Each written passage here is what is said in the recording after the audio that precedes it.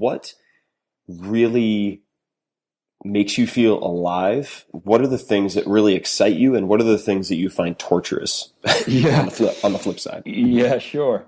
Yeah, I remember that conversation. Yeah, luxury is novelty. Yeah, is definitely connected to, I guess, what I've read about dopamine as a sort of mood regulating neurotransmitter. So we get rewarded with dopamine every time we sort of partake in a new activity. So it rewards us. Originally, for, in terms of evolution, we were rewarded for spreading widely, right? So exploring and overcoming obstacles and mating lots of mates.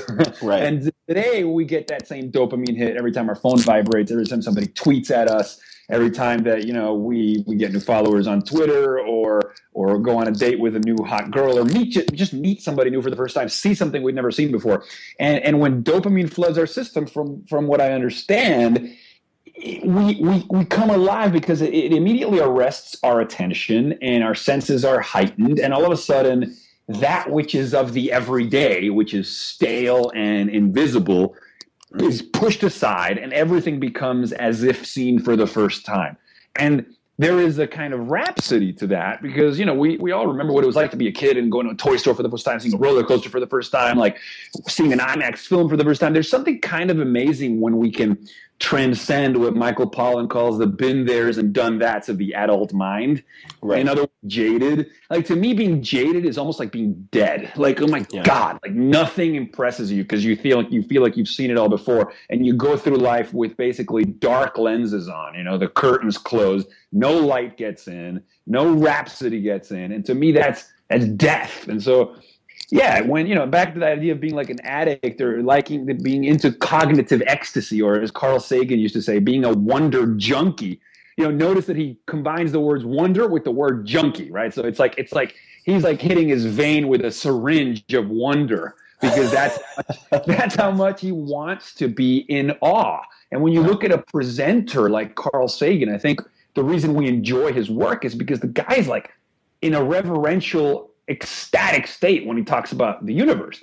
I mean, when he speaks of it, it's like he's coming. You know what I mean? Right. Intellectually, he's having a mindgasm, and so I think it's just it's that buzz that he's on when he speaks that I try to hack and deconstruct and sort of create for myself.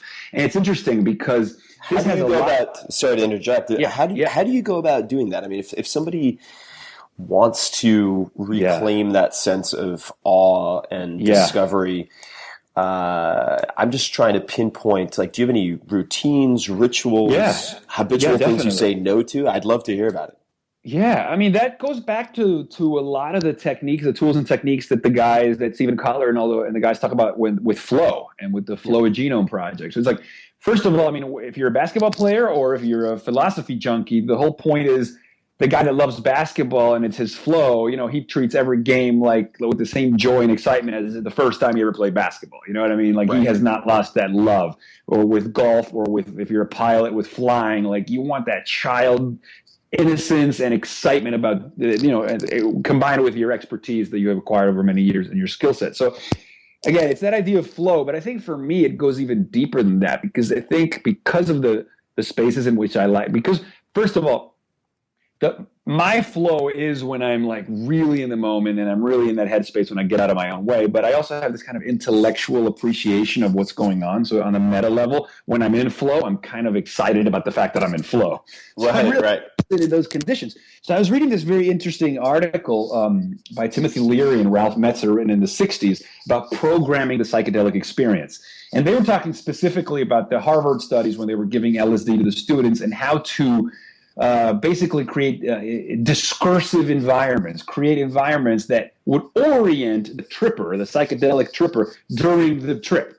Like the same way that a pilot has longitude coordinates when he's in the sky to orient him as he is in flight, so too the psychedelic tripper needs to have signals, set and setting, to control the orientation of his trip. And what I thought was fascinating is that you could take those tools and techniques and apply them to non-tripping minds too.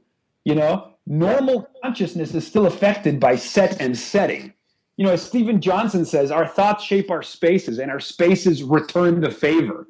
So I think a lot of it has to do with the environments that you put yourself in, the people you surround yourself with, you know, the routines, the songs you listen to, all of these artful aesthetic choices you make about your surroundings, I think, work to induce the subjective spaces that we desire. And those that don't incorporate those elements, I think, miss out on the power that they have to basically control their experience.